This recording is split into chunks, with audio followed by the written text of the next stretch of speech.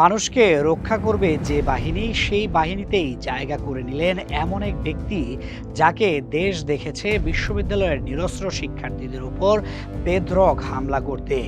ঢাকা বিশ্ববিদ্যালয়ের বহিষ্কৃত ছাত্রলীগ নেতা রাইসুল ইসলাম জুলাই আন্দোলনে সাধারণ শিক্ষার্থীদের মারধরের অভিযোগে যার বিরুদ্ধে বিশ্ববিদ্যালয় প্রশাসন শাস্তিমূলক ব্যবস্থা নিয়েছিল, সেই রাইসুলই এখন ৪৫তম বিসিএস এর পুলিশ ক্যাডারে সুপারিশপ্রাপ্ত। এই তথ্য প্রকাশের পরই বিশ্ববিদ্যালয় ক্যাম্পাস থেকে সামাজিক যোগাযোগ মাধ্যম সব জায়গায় ছড়িয়ে পড়েছে তীব্র ক্ষোভ ও প্রশ্নের ঝড়। যে মানুষ ছাত্রদের পেটাতে পারে, সে কি পুলিশের মতো সংবেদনশীল দায়িত্বে উপযুক্ত? গত বুধবার ২৬ নভেম্বর সরকারি কর্ম কমিশন পিএসসি প্রকাশ করে ৪৫তম বিসিএস এর চূড়ান্ত ফলাফল। ১,৮০৭ জনকে সাময়িকভাবে নিয়োগের সুপারিশ করা হয়। ময়মনসিংহের বাসিন্দা এবং ঢাকা বিশ্ববিদ্যালয়ের মাস্টারদা সূর্য সেন হল শাখা ছাত্রলীগের সহসভাপতি রাইসুল ইসলাম পুলিশ ক্যাডারে সুপারিশ পেয়েছেন। কারণ মাত্র কয়েক মাস আগেই তাকে ছাত্র পেটানোয় সরাসরি জড়িত উল্লেখ করে বহিষ্কার করেছিল বিশ্ববিদ্যালয় প্রশাসন। ২০২৪ সালের ১৫ জুলাই কোটা সংস্কারের দাবিতে আন্দোলনরত সাধারণ শিক্ষার্থীদের উপর বেপরোয়া হামলা চালায় ছাত্রলীগের নেতাকর্মীরা। আহত হয় প্রায় ৩০০ শিক্ষার্থী।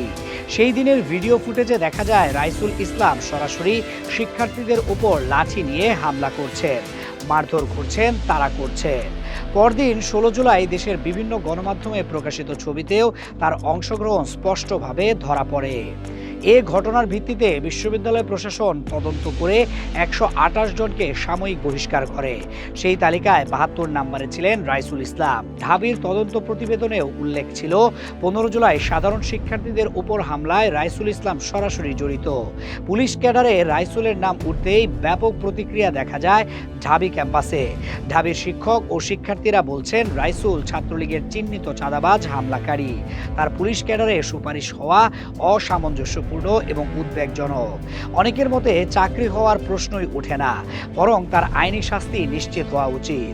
ঢাকা বিশ্ববিদ্যালয় কেন্দ্রীয় ছাত্র সংসদের ডাকসু সহ সাধারণ সম্পাদক মহিউদ্দিন খান তার প্রতিক্রিয়ায় লেখেন, নিষিদ্ধ সংগঠন ছাত্রলীগের সন্ত্রাসী রাইসুল ইসলাম পুলিশ ক্যাডারে সুপারিশ পেয়েছে।